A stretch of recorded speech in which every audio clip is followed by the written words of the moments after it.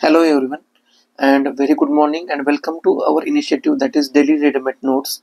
आजची डेट आहे 4 मार्च 2025.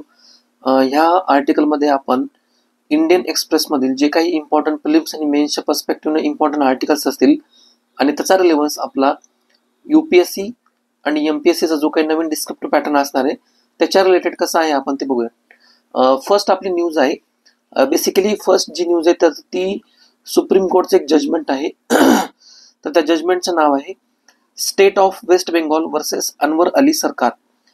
ही केस डिस्कस करण्याच्या आधी याच्या मागचं जे काही बॅकग्राऊंड आहे ना ते बेसिकली मी तुम्हाला ते समजून सांगतो.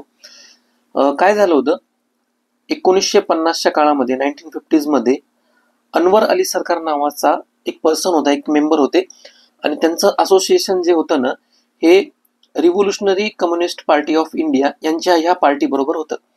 तर यांनी आणि बाकीचे जे काही मेंबर्स वगैरे आहेत तर त्या मेंबर्सनी काय केलं, जोसेफ फॅक्टरी नावाची एक फॅक्टरी आहे कोलकातामध्ये, त्या फॅक्टरीवर, आणि ही जी फॅक्टरी होती ना ही युरोपियनची फॅक्टरी होती, अलॉंग विथ डमडम एअरपोर्ट आणि पोलीस स्टेशन.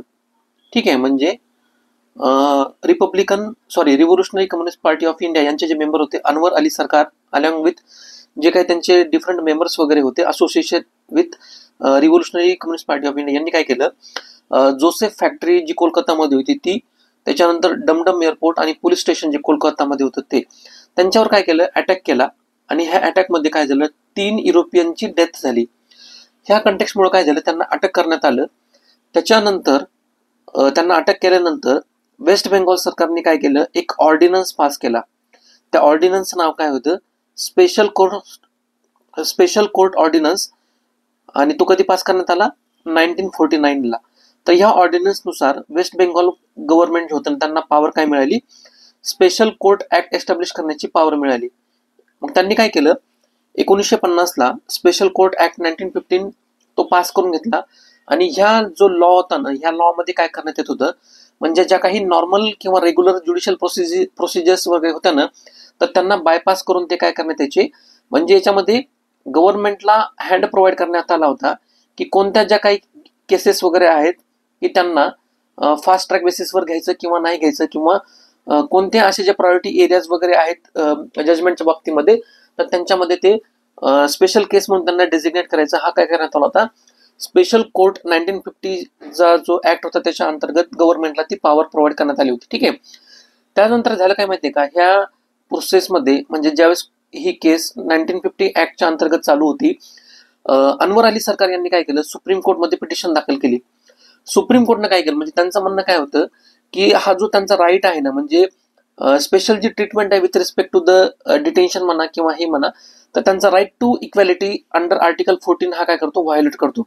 ठीक आहे, एक्झामच्या पर्स्पेक्टिव्हनं अतिशय महत्वाची केस आहे आर्टिकल 14चं जे काही इव्होल्युशन झालंय त्याच्या पर्स्पेक्टिव्हनं. ठीक आहे, त्यानंतर सुप्रीम कोर्टनं काय केलं, 1952ला हा जो ऍक्ट होता स्पेशल कोर्ट ऍक्ट त्याला स्ट्रक डाऊन केलं. आणि त्यांनी असं सांगितलं की हा जो ऍक्ट आहे इंडियन कॉन्स्टिट्यूशन मध्ये जे राईट टू इक्वॅलिटी प्रोव्हाइड करण्यात आला आहे आर्टिकल 14च्या अंतर्गत, तो काय करतो, त्याला व्हायोलेट करतो. कशामुळं, कारण ह्या ऍक्ट मध्ये जे प्रोव्हिजन्स आहेत तर ते काय करतात, म्हणजे गव्हर्नमेंटला जे काही स्पेशल पॉवर प्रोव्हाइड करतात तर ते आर्बिट्ररी क्लासिफिकेशन जे आहे ना, म्हणजे फॉर एक्झाम्पल गव्हर्नमेंट काय करू शकतं की याच्यामध्ये सिलेक्टिव्हली ज्या काही केसेस वगैरे आहेत, सर्टन केसेस वगैरे, तर त्यांना फास्ट ट्रॅक वगैरे करू शकतं विदाउट प्रोव्हाइडिंग एनी जस्टिफिकेशन. तर हे जे काय गव्हर्नमेंटचं जे काही जस्टिफिकेशन आहे अंडर स्पेशल कोर्ट ऍक्ट 1950, तर हे काय आहे की आर्बिट्ररी क्लासिफिकेशन वगैरे आहे. अशा प्रकारच्या जर केस असतात ना तर त्याच्यामधनं काय झालेलं आहे, एक टेस्ट डेव्हलप करण्यात आली होती. त्या टेस्टला काय म्हणतात, रिझनेबल क्लासिफिकेशन टेस्ट. ठीक आहे, म्हणजे मी तुम्हाला सांगितलं की 1950चा जो ऍक्ट होता स्पेशल कोर्ट ऍक्ट, त्याच्यामध्ये काय करण्यात आलं होतं, गव्हर्नमेंटला पॉवर प्रोव्हाइड करण्यात आली होती की जे काही ट्रायल्स वगैरे आहेत त्या judicial processing, regular judicial processes वगैरे आहेत त्यांना काय करणं, बायपास वगैरे करणं, किंवा सिलेक्टिव्हली ज्या इम्पॉर्टंट केसेस वगैरे तर त्यांना काय करणं, फास्ट ट्रॅक बेसिसवर त्या घेणं. तर याच्या विदाऊट जस्टिफिकेशन हे महत्वाचं आहे. तर गव्हर्नमेंटला ती पॉवर प्रोव्हाइड करण्यात आली. त्याच्यामुळे काय होतं की जे पॉलिटिकल इम्प्रिझनमेंट होतं ना तर त्याच्यामुळे जे काही चान्सेस वगैरे त्याच्यामधनं वाढायचे. ठीक आहे, त्याच्यामुळे सुप्रीम कोर्टनं काय केलं की ह्या कोर्टला एकतर व्हायोलेशन ऑफ आर्टिकल 14 म्हणजे राईट टू इक्वॅलिटी त्यानंतर गव्हर्नमेंटचं जे काही जस्टिफिकेशन आहे ते रिझनेबल जस्टिफिकेशन नव्हतं, त्याच्यामुळे त्यांनी काय केलं, स्ट्रक केलं. आता सोप्या भाषेमध्ये जर आपल्याला ही रिझनेबल क्लासिफिकेशन जर टेस्ट समजून घ्यायची असेल तर मी तुम्हाला एक्झाम्पलच्या मार्फत समजून सांगतो. फॉर एक्झाम्पल असं कन्सिडर करा, म्हणजे ब्रिटिश काळामध्ये सुरुवातीला काय व्हायचं की नोटिफाईड आणि डिनोटिफाईड ज्या ट्राईब्स होत्या ना, नोटिफाईड आणि डिनोटिफाईड ट्राईब्स वगैरे होत्या. म्हणजे ब्रिटिश गव्हर्नमेंट काय करायचं की पर्टिक्युलरली एखाद्या पर्सनच्या आडनावावरनं किंवा ते ट्राईब्समध्ये असलेल्या लोकांचं क्लासिफिकेशन काय करायचं, ऍज अ क्रिमिनल्स म्हणून त्यांना डिझिग्नेट करायचं. ठीक आहे, mayor on the basis of त्यांचं जे काही ट्राईबचं असोसिएशन आहे किंवा त्यांचं आडनावावरनं, त्यांचं असोसिएशन वगैरे अशावरनं. मग अशा प्रकारचं जे काही स्पेशल डेजिग्नेशन वगैरे आहे ना, ते सिमिलरली काय करतं माहितीये का, जो स्पेशल कोर्ट ऍक्ट होता 1950चा, तो सुद्धा अशा प्रकारच्या पॉवर्स काय करायचं, ब्रिटिश गव्हर्नमेंट सारख्या पॉवर आफ्टर इंडिपेंडन्स त्या गव्हर्नमेंटला प्रोव्हाइड करायचं, वेस्ट बेंगॉल गव्हर्नमेंटला. मग अशा प्रकारचं जे क्लासिफिकेशन आहे ना, एकतर ते रिझनेबल नाहीये, जस्टिफिएबल नाहीये, आणि दुसरी गोष्ट काय की ते आर्टिकल 14चं व्हायोलेशन करतं. म्हणून ह्या टेस्टला काय म्हणतात, रिझनेबल क्लासिफिकेशन टेस्ट असं म्हणतात. म्हणजे सुप्रीम कोर्टचं म्हणणं काय आहे की तुम्ही त्या ठिकाणी प्रॉपर जस्टिफिकेशन त्या ठिकाणी किंवा रिझन त्या ठिकाणी प्रोव्हाइड करायला पाहिजे. त्यावेळेसच काय होईल की तुम्ही अशा प्रकारच्या ज्या केसेस वगैरे त्यांना फास्ट ट्रॅक बेसिसवर वगैरे घेऊ शकता. ठीक आहे, प्रिलिमच्या पर्स्पेक्टिव्हनं या आर्टिकल मधनं आपल्यासाठी इम्पॉर्टंट काय आहे, एकतर आर्टिकल 14 राईट टू इक्वॅलिटी. म्हणजे जर अशा प्रकारचे जर क्वेश्चन्स वगैरे विचारण्यात आले की स्टेटमेंटचं असोसिएशन, म्हणजे फॉर एक्झाम्पल काय की वेस्ट बेंगॉल वर्सेस अनवर अली सरकार जी केस आहे, तर स्पेसिफिकली कोणत्या आर्टिकलच्या रिलेटेड वगैरे आहे, मग राईट टू इक्वॅलिटी असेल, ठीक आहे, किंवा आर्टिकल 17 वगैरे असेल अनटचेबिलिटीच्या रिलेटेड, किंवा आर्टिकल 19च्या रिलेटेड, अशा प्रकारचे ऑप्शन्स त्या ठिकाणी तुम्हाला प्रोव्हाइड केले जाऊ शकतात. ठीक आहे, सिमिलरली ही रिझनेबल रेस्ट्रिक्शन किंवा रिझनेबल क्लासिफिकेशन जी टेस्ट आहे ना, तर ही सुद्धा एक्झाम मध्ये विचारल्या जाऊ शकते. कारण युपीएससीनं याच्या आधी अशा प्रकारचे जे क्वेश्चन्स वगैरे आहेत ना, म्हणजे फॉर एक्झाम्पल काय की procedure established by law, due process of law, अशा प्रकारच्या कीवर्ड्सवर किंवा जे काही इम्पॉर्टंट स्टेटमेंट वगैरे आहेत ना, ठीक आहे, ज्युडिशरीच्या रिलेटेड किंवा सुप्रीम कोर्टच्या रिलेटेड, त्याच्यावर ऑलरेडी क्वेश्चन्स वगैरे विचारलेले आहेत. त्यामुळे सुद्धा रिझनेबल क्लासिफिकेशन टेस्ट एक्झामच्या पर्स्पेक्टिव्हने इम्पॉर्टंट वगैरे आहे. ठीक आहे, जसं मी तुम्हाला सांगितलं, कधी कधी एक्झाममध्ये reasonable classification test under article 14 was establish in which of the following Supreme Court cases, अशा प्रकारचा प्रश्न सुद्धा विचारला जाऊ शकतो. मग त्या ठिकाणी तुम्हाला डिफरंट ऑप्शन्स प्रोव्हाइड केले जाऊ शकतात. केशवानंद भारती केस असेल, गोलकनाथ वगैरे असेल, अनवर अली केस वगैरे असतील, किंवा मेनका गांधी केस वगैरे असेल. ठीक आहे, मेन्सच्या पर्स्पेक्टिव्हनं आपल्यासाठी हा इश्यू सुद्धा इम्पॉर्टंट आहे.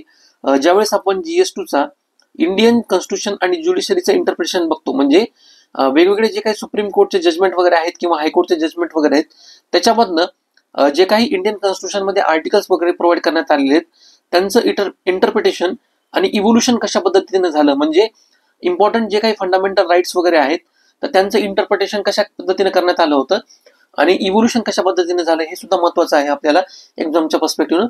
सिमिलरली याच्यामध्ये ना दोन इम्पॉर्टंट ज्या प्रोसेस आहेत, म्हणजे फॉर एक्झाम्पल सुरुवातीला काय व्हायचं, 1973च्या आधी ज्यावेळेस केशवानंद भारती केसच्या सुप्रीम कोर्टच्या जजमेंटच्या आधी इंडियन गव्हर्नमेंट किंवा Supreme Court procedure establish by law ही प्रोसेसना फॉलो करायचं. म्हणजे याचा अर्थ काय होतो माहितीये का, की जे लॉ मध्ये सांगितलेलं आहे तर ते सुप्रीम कोर्ट मान्य करणार. मग त्याच्यामध्ये आर्बिटरी म्हणा किंवा इथिकल किंवा मॉरल गोष्टी ज्या असतील ना, ते त्याच्यामध्ये चेक केल्या जाणार नाही. पण या जजमेंट नंतर 1976चं जे काही सुप्रीम कोर्टचं केशवानंद भारती केस होतं, त्याच्यानंतर due process of law establish करण्यात आली होती. म्हणजे काय की ते रिझनेबल आहे का नाही हे सुद्धा त्याच्यामध्ये बघण्यात आलं होतं. ठीक आहे, म्हणजे अशा प्रकारचे जे काही जजमेंट वगैरे आहेत ना, म्हणजे कशा पद्धतीनं ड्यू प्रोसेस ऑफ लॉचं इव्होल्युशन वगैरे झालं, तर ते सुद्धा आपल्याला एकदमच्या पर्स्पेक्टिव्हने इम्पॉर्टंट आहे. सिमिलरली तिसरा पॉईंट याच्यामध्ये म्हणजे ज्युडिशरी आणि इंडियन कॉन्स्टिट्यूशनच्या आतमध्ये मेन्शन करण्यात आलेला, तो म्हणजे काय की सेपरेशन ऑफ पॉवर. एक्झॅक्टली काय होतं माहितीये का, म्हणजे ही जी केस आहे ना, तर ही काय सिग्निफाय करतं, ज्युडिशरीचा जो रोल आहे, एक्झिक्युटिव्हचं जे काही पॉवरचं जे काही ओव्हर बॅलन्स आहे किंवा ओव्हर ब्रीच वगैरे आहे ना, ठीक आहे, म्हणजे एक्झिक्युटिव्हचं जे काही ओव्हर रिच वगैरे आहे किंवा सिटिझनचे राईट हॅम्पर वगैरे करणं, त्याच्यामध्ये ज्युडिशरीचा रोल कसा इम्पॉर्टंट आहे हे सुद्धा आपल्याला केस काय करतं, सिग्निफिकंटली याच्यामधून आपल्या लक्षात येतं. ठीक आहे, तुम्हाला लक्षात आलं. त्यानंतर नेक्स्ट आपलं इम्पॉर्टंट आर्टिकल आहे, नीती आयोगनं काय केलेलं आहे, एक इम्पॉर्टंट रिपोर्ट किंवा त्यांचं आपण काय म्हणूया रिकमेंडेशन्स प्रोव्हाइड केलेत with respect to the quantum technology, ठीक आहे, म्हणजे सिक्युरिटी रिलेटेड जे काही इश्यूज वगैरे असतील with respect to the quantum technology, तर नीती आयोगनं त्याच्या रिलेटेड रिपोर्ट पब्लिश वगैरे केलेला आहे. एक्झामच्या पर्स्पेक्टिव्ह आपल्यासाठी महत्वाचं काय आहे की प्रिलिमचा जर आपण विचार केला तर याच्यामध्ये एक्झॅक्टली क्वांटम टेक्नॉलॉजी वगैरे काय असते, किंवा क्वांटम टेक्नॉलॉजीच्या आधी जे आपण कम्प्युटरच्या मेथड्स वगैरे यूज करायचो त्याला काय म्हणतात, क्लासिकल कम्प्युटिंग वगैरे असं म्हणतात, तर ते काय आहे, ठीक आहे. म्हणजे क्वांटमचा जर विचार केला, फॉर एक्झाम्पल सोप्या भाषेमध्ये जर सांगायचं म्हणलं, लहानपणी आपण एनसीसी मध्ये ज्या वेळेस परेड करायचो त्याच्यामध्ये आपल्याला ज्या वेळेस जे काही गायडन्स किंवा डायरेक्शन्स प्रोव्हाइड करण्यात यायचं ना, म्हणजे लेफ्ट राईट करण्यासाठी, तर 1 2 1 अशा पद्धतीने ते काय करायचे आपल्याला की डायरेक्शन्स किंवा कमांड प्रोव्हाइड करायची, ठीक आहे. तर सिमिलरली ह्या ज्या कमांड्स असतात ना, ह्या कमांडच्या बेसिसवर काय केलं जातं, क्वांटम आणि जे काही क्लासिकल कम्प्युटिंग्स वगैरे असतात ना, याच्यामधनं ते काय करत असतात, ह्या कमांडच्या बेसिसवर डाटाचं प्रोसेसिंग किंवा इंटरप्रिटेशन करत असतात.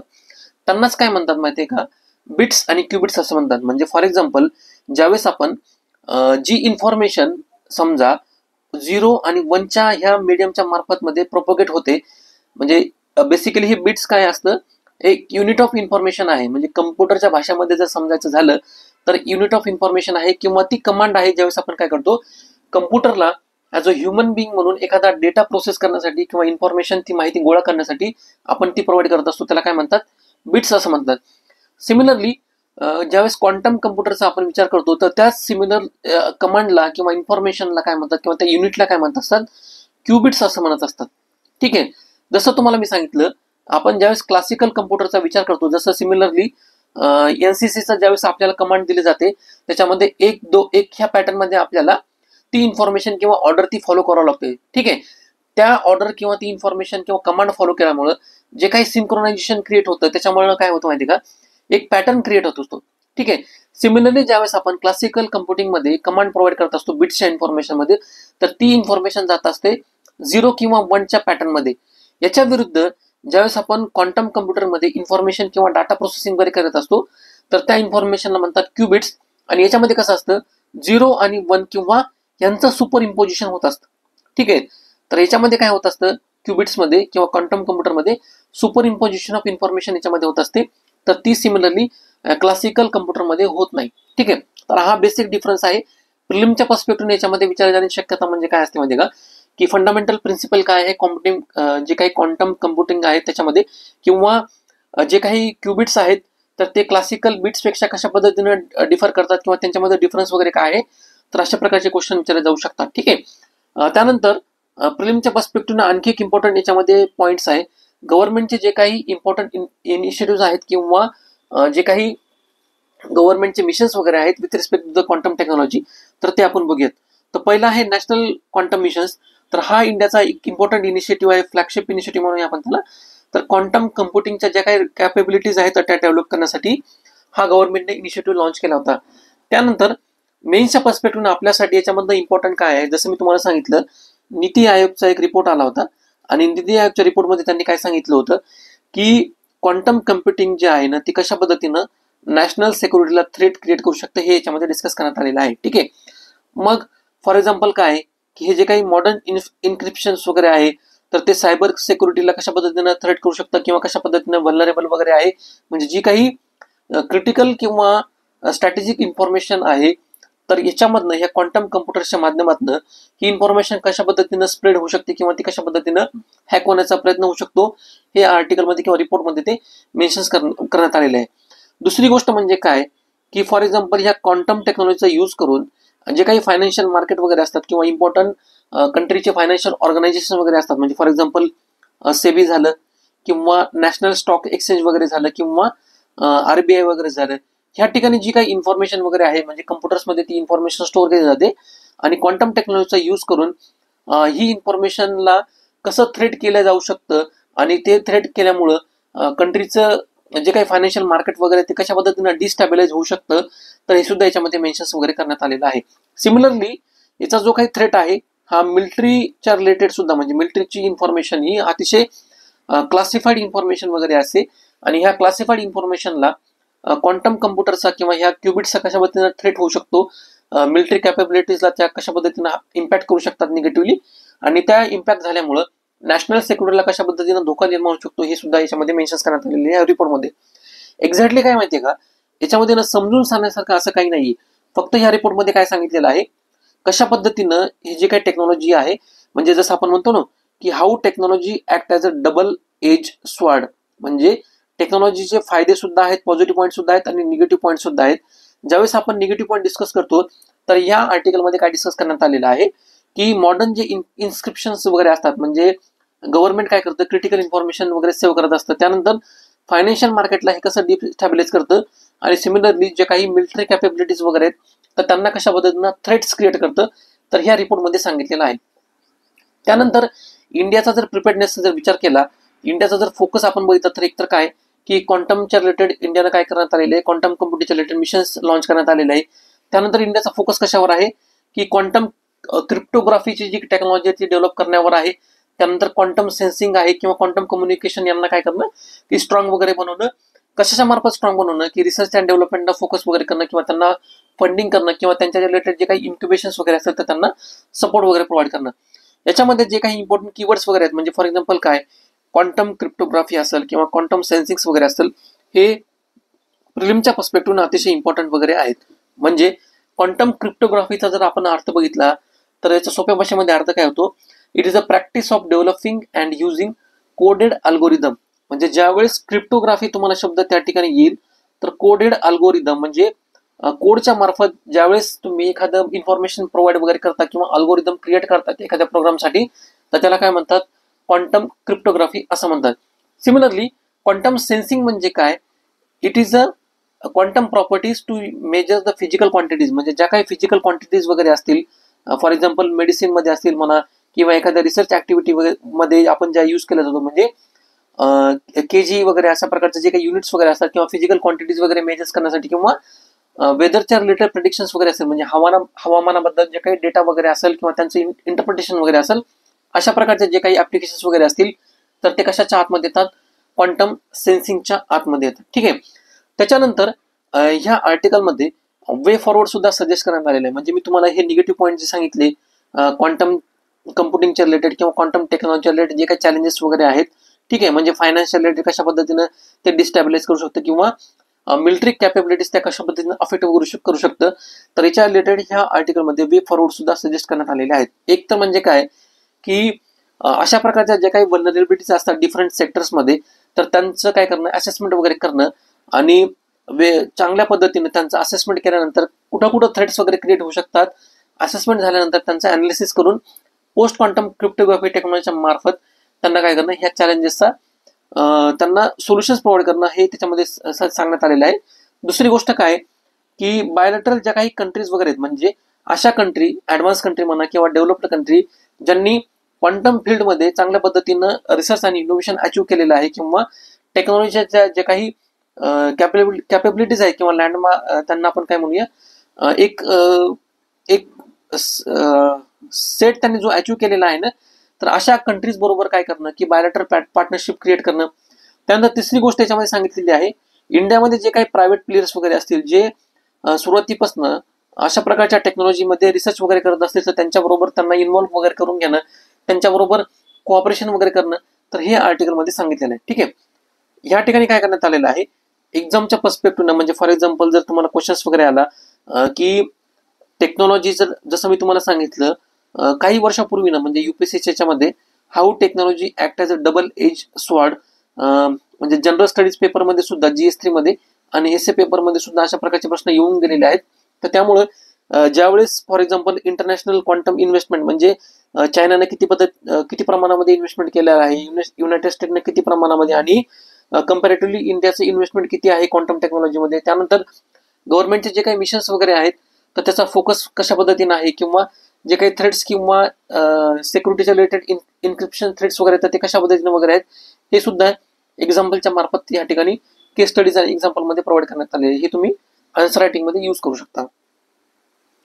नेक्स्ट आपला आर्टिकल आहे एमिंग हाय. तर बेसिकली या आर्टिकलचा कंटेक्स्ट काय आहे, इंडियानं जे गोल सेट केलेलं आहे विकसित भारत बाय 2047, तर हे गोल अचीव्ह करण्यासाठी इंडियाचं सध्याचं जर इकॉनॉमिक स्टेटस जर बघितलं तर इंडिया इथं लो मिडल इन्कम कंट्री म्हणजे as per the International Monetary फंडचं जे काही क्लासिफिकेशन आहे, तर त्या क्लासिफिकेशनच्या बेसिसवर सध्याचं जर आपलं इकॉनॉमिक जर स्टेटस जर बघितलं तर हे आहे लो मिडल इन्कम कंट्री. हे जे इंटरनॅशनल मॉनिटरी फंड क्लासिफिकेशन करतं हे कशाच्या बेसिसवर करत असतं की पर कॅपिटा जे काही इन्कम वगैरे आहे इंडियन सिटीजनचं त्या बेसिसवर करत असतं. इंडियाच्याच जर पर कॅपिटा इन्कमचा जर विचार केला तर 2007-08 पर कॅपिटा इन्कम होतं अराउंड $1022. सिमिलरली 2024 जर विचार केला तर हे $1022 वरनं चेंज होऊन किती झालेलं आहे $2697, म्हणजे अप्रॉक्सिमेटली $2700. ठीक आहे. आणि आपल्याला जर म्हणजे लो इन्कम कंट्री म्हणजे ह्या स्टेटसमधनं जर आपल्याला हाय इन्कम स्टेटसमध्ये जर आपल्याला ट्रान्झिशन जर करायचं असेल तर त्यावेळेस इंडियामधल्या प्रत्येक पर्सनचं पर कॅपिटा इन्कम किती असायला पाहिजे $4516. ठीक आहे, म्हणजे जवळपास 4516 एवढं इंडियाचं काय असायला पाहिजे प्रत्येक पर्सनचं पर कॅपिटा इन्कम असायला पाहिजे. मग याच्या रिलेटेड ह्या आर्टिकलमध्ये काय सांगण्यात आलेलं आहे, जे काही चॅलेंजेस वगैरे आहेत म्हणजे या ठिकाणी डेटा प्रोव्हाइड करण्यात आले. 2007चा काय डेटा होता, 2024चा काय डेटा होता, त्यानंतर 2029, 32 आणि 47चं प्रोजेक्शन या ठिकाणी प्रोव्हाइड करण्यात आलेलं आहे. त्यानंतर हा जो चॅलेंजेस आहे ना, तर बेसिकली काय सांगितलेलं आहे, according to the World Bank जर आपण इस्टिमेट जर काढलं तर आपल्याला याच्यामधून असं लक्षात येतं इंडियाची जी काही ग्रोथ आहे ना, येणाऱ्या काही वर्षामध्ये जवळपास 7 ते 8% ते इंडियाचा जीडीपी ग्रोथ व्हायला पाहिजे. पण रियालिटीमध्ये जर बघितलं ना तर इंडियाची ग्रोथ ऍक्च्युअल ग्रोथ जी आहे ना तर ही अराउंड 6% ऑफ जीडीपी आहे. ठीक आहे, त्याच्यामुळे हा एक इम्पॉर्टंट चॅलेंज आहे, ग्रोथ चॅलेंजेस, ज्याच्यामुळे आपल्याला तो काय करतो, एक स्टंबल एक क्रिएट करतो की इंडियाचं जे काही ट्रान्झिशन आहे लो इन्कम कंट्रीमधनं लो मिडल इन्कम कंट्रीमधनं आपल्याला जे अचीव्ह करायचं आहे हाय इन्कम स्टेटस जे अचीव्ह करायचं आहे त्याच्यामध्ये. त्यानंतर ह्या आर्टिकलमध्ये मिडल इन्कम ट्रॅप सुद्धा एक डिस्कस करण्यात आलेला आहे. बेसिकली ही मिडल इन्कम ट्रॅप काय असतो की जे काही लो मिडल इन्कम कंट्रीज असतात त्यांचं जे काही ट्रान्झिशन आहे towards the high income status. ठीक आहे, तर हे काय करतात माहितीये का, वेगवेगळ्या रिझन्समुळे त्यांचं जे स्टेटस आहे ना ते अचीव्ह करू शकत नाहीत. मग ह्या आर्टिकलमध्ये काय सांगितलेलं आहे की फॉर एक्झाम्पल स्ट्रक्चरल रिफॉर्म्स वगैरे असतील तर ते आपल्याला अचीव्ह करण्याची गरज आहे, किंवा फिमेलचं जे काही लेबर फोर्स मधलं पार्टिसिपेशन आहे तर ते इम्प्रूव्ह करण्याची गरज आहे. सध्याचा जर विचार केला तर आहे फिमेलचा आता रिसेंटली आपण जो प्राईम यूथ सर्व्हे जो होता मिनिस्ट्री ऑफ स्टॅटिस्टिक्स आणि प्रोग्राम इम्प्लिमेंटेशन यांनी आणला होता, तर त्याच्यामधला जो डाटा प्रोव्हाइड करण्यात आला त्याच्यामध्ये फिमेल लेबर फोर्स पार्टिसिपेशन किती होतं इकॉनॉमीमध्ये अराउंड 41.7% होतं, म्हणजे 42%. जर आपण हे फिमेल लेबर फोर्स पार्टिसिपेशन ह्या 42% वरनं 55% वर जर आपण घेऊन गेलं तर त्याच्यामुळे सुद्धा काय होतं की इकॉनॉमीला बूस्ट किंवा चालना मिळते. सिमिलरली जीडीपी मध्ये जी काही इन्व्हेस्टमेंट वगैरे आहे म्हणजे करंट जर जीडीपी मध्ये इन्व्हेस्टमेंटचा जर विचार केला तर ही अराउंड 33% आहे. ठीक आहे, ज्यावेळेस आपण ही इन्व्हेस्टमेंट फ्रॉम 33% टू 40% वर घेऊन जाऊ तर त्यावेळेस आपण काय करू शकतो माहितीये का, हे जे लो इन्कम स्टेटस वगैरे येतात त्याच्यामधनं हाय इन्कम स्टेटस मध्ये जाण्याचा आपला मार्ग सुकर होईल. ठीक आहे, तर बेसिकली हे आर्टिकल मध्ये सांगितलेलं आहे. या ठिकाणी काय करण्यात आलेलं आहे, तुम्हाला एक्झाम्पल्स आणि जे काही केस स्टडीज वगैरे आहेत त्या प्रोव्हाइड करण्यात आलेत. म्हणजे फॉर एक्झाम्पल साऊथ कोरिया, त्याच्यानंतर चेज रिपब्लिक किंवा रोमेनियानी कसे सक्सेसफुली ट्रान्झिशन वगैरे केलं, त्यानंतर मिडल इन्कम ट्रॅपमध्ये कशा पद्धतीने वेगवेगळ्या कंट्रीज त्या ठिकाणी अडकलेले आहेत, for example south Africa, Brazil किंवा मलेशिया वगैरे असेल, आणि इंडियाच्या रिलेटेड जे काही ग्रोथ रिलेटेड चॅलेंजेस वगैरे असतील, आणि labour force participation related data वगैरे असेल, आणि हा फिमेलचं लेबर फोर्स पार्टिसिपेशन वाढल्यामुळं कशा पद्धतीनं इकॉनॉमिक ग्रोथ आपण ते अचीव्ह करू शकतो हे सुद्धा याच्या ठिकाणी मेन्शन करण्यात आलेलं आहे. नेक्स्ट आपला आर्टिकल आहे क्राईम आणि अकाउंटेबिलिटी.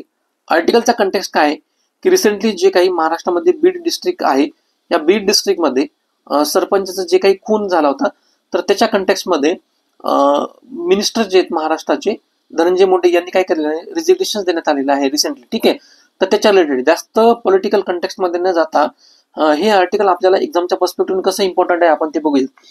पर्टिक्युलरली ज्यावेळेस मेन्सच्या पर्स्पेक्टिव्ह आपण GS2 मधला गव्हर्नन्स आणि अकाउंटेबिलिटीचा हा टॉपिक बघतो तर त्या ठिकाणी आपल्याला हा टॉपिक रिलेव्हंट आहे. म्हणजे आपल्याला याच्यामधनं फक्त घ्यायचं काय आहे, ज्या काही या ठिकाणी केस स्टडीज प्रोव्हाइड करण्यात आलेल्या आहेत, फॉर एक्झाम्पल संतोष देशमुख यांची जी काही मर्डर केस वगैरे आहे तर ते कशा पद्धतीनं गव्हर्नन्स आणि क्रिमिनल नक्सेस हे दाखवतं, म्हणजे गव्हर्नन्सचं कशा पद्धतीनं फेल्युअर झालेलं आहे किंवा स्टेटमधली जी काही लॉ अँड ऑर्डरची सिच्युएशन आहे ती कशा पद्धतीनं वाईट झालेली आहे, तर हे याच्यामधून आपल्या लक्षात येतं. त्यानंतर यांचं जे काही रेजिग्नेशन आहे, धनंजय मुंडे यांचं रेजिग्नेशन, तर हे कशा पद्धतीने पॉलिटिकल अकाउंटेबिलिटी म्हणा किंवा पॉलिटिकल इथिक्स कशा पद्धतीनं डिग्रेडेशन झालेलं आहे आणि मिनिस्टरची रिस्पॉन्सिबिलिटी, एखादा जर समजा लॉ अँड ऑर्डर सिच्युएशनची जर सिच्युएशन खराब जर झालेली असेल तर तो मिनिस्टर पर्टिक्युलरली कशा पद्धतीने रिस्पॉन्सिबल असतो, तर हे सुद्धा याच्यामध्ये मेन्शन करण्यात आलेलं आहे. म्हणजे सुरुवातीला कसं होतं, म्हणजे आफ्टर इंडिया इंडिपेंडन्सचा जर विचार केला त्यावेळेस जे काही नेहरू कॅबिनेट होतं, फॉर एक्झाम्पल रेल्वेचा काही ऍक्सिडेंट वगैरे झालेला असेल तर तो मिनिस्टर किंवा तो जो डिपार्टमेंटलचा जो हेड आहे, इन्चार्ज आहे, तर तो त्या गोष्टीसाठी रिस्पॉन्सिबल असतो. ठीक आहे. मग त्यानंतर ते काय करायचे, त्याची रिस्पॉन्सिबिलिटी ऍक्सेप्ट करण्यासाठी ते त्या पदाचं रिजिग्नेशन वगैरे द्यायचे. ठीक आहे. म्हणजे ह्या ठिकाणी आम्ही आमचं फेल्युअर याच्या ठिकाणी लक्षात वगैरे आलेलं आहे. मेन्सच्या पर्स्पेक्टिव्हनं म्हणजे फॉर एक्झाम्पल क्रिमिनलायझेशन ऑफ पॉलिटिक्स वगैरे म्हणा किंवा पॉलिटिक्स मधनं इथिक्स कशा पद्धतीनं कमी होत चाललेलं आहे.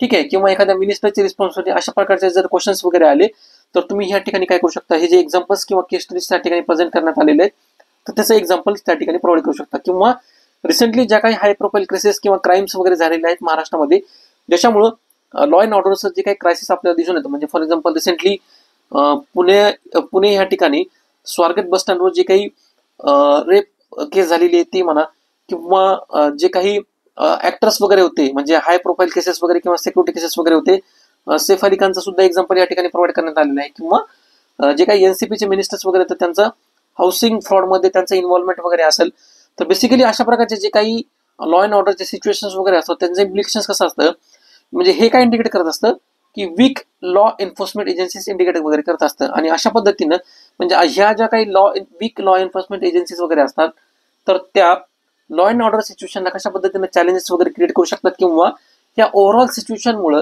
जे काही पॉलिटिक्स मधलं क्रिमिनलायझेशन म्हणा किंवा करप्शन म्हणा तर हे कशा पद्धतीने वाढत असतं, तर हे आपल्याला याच्यामधून लक्षात येतं. ठीक आहे. या ठिकाणी आपला आर्टिकल संपलेला आहे. तुम्हाला जर आपलं रेलेव्हन्स जर आवडला असेल आर्टिकलचा विथ रिस्पेक्ट टू द म्हणजे सिंगल न्यूज, ती वेगवेगळ्या पद्धतीने आपण कशा पद्धतीने डिस्कस वगैरे करू शकतो सिलेबसच्या पॉईंटची. ठीक आहे. तर आपल्या चॅनलला नक्की लाईक करा, तुमच्या मित्राबरोबर शेअर करा आणि सबस्क्राईब करायला विसरू नका. या आर्टिकलची पीडीएफ तुम्हाला आपल्या टेलिग्राम चॅनलवर अवेलेबल असेल. टेलिग्राम चॅनलची जी काही लिंक आहे मी तुम्हाला डिस्क्रिप्शन बॉक्समध्ये प्रोव्हाइड करून देईल. Thank you so much.